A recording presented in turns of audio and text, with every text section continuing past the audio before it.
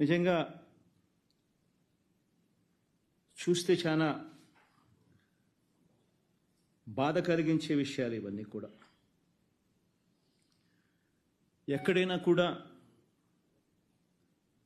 ఒక ప్రభుత్వం ఏర్పడిన తర్వాత ఒక ప్రభుత్వం 12 నెలల పాటు ఒక బడ్జెట్ ప్రవేశపెడుతుంది.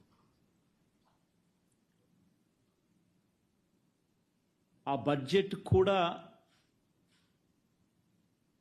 7 నెలలు 12 నెలల కాలంలో ఏకంగా 7 నెలలు రెగ్యులర్ బడ్జెట్ కూడా ప్రవేశపెట్టలేని అధ్వానమైన పరిస్థితిలో ఈ ప్రభుత్వం ఉంది అని అంటే 12 నెలల కాలానికి ప్రవేశపెట్టే రెగ్యులర్ బడ్జెట్ ప్రవేశపెట్టాల్సింది పోయి ఆ 12 నెలల కాలానికి సంబంధించిన కాల వ్యవధిలో ఏకంగా 7 నెలలు ఓట్ ఆన్ అకౌంట్ బడ్జెట్ మాత్రమే ప్రవేశపెట్టే అధ్వానమైన పరిస్థితిలో ఈరోజు రాష్ట్రం ఉంది అని అంటే రెగ్యులర్ బడ్జెట్ ప్రవేశపెట్టే ధైర్యం కూడా చంద్రబాబు నాయుడు గారికి లేదు అని అంటే ఎంతటి దారుణమైన పాలన సాగుతూ ఉంది అని చెప్పడానికి ఇదొక గొప్ప నిదర్శన. నిజంగా రెగ్యులర్ బడ్జెట్ అంటూ తాను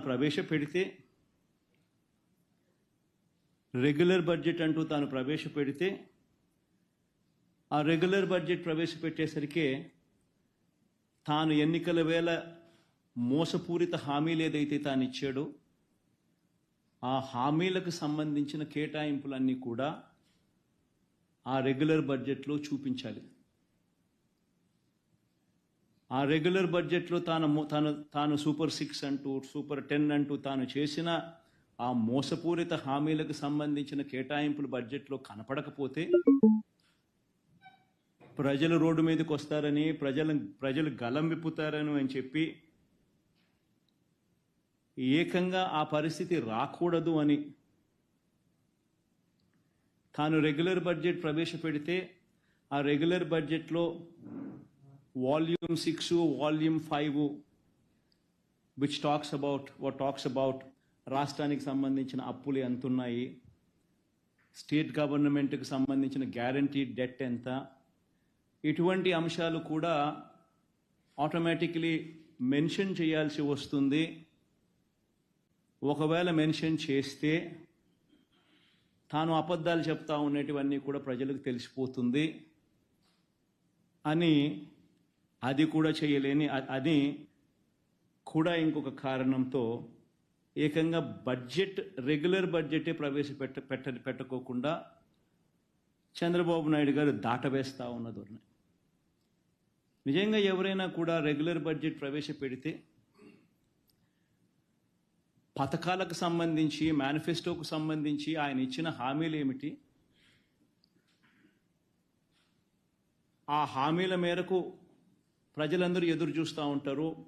ఆ పథకాలన్నీ అందులో ఉన్నాయా, ఆ పథకాల డబ్బులు మాకు వస్తాయి అని చెప్పి ఎదురు చూస్తూ ఉంటారు.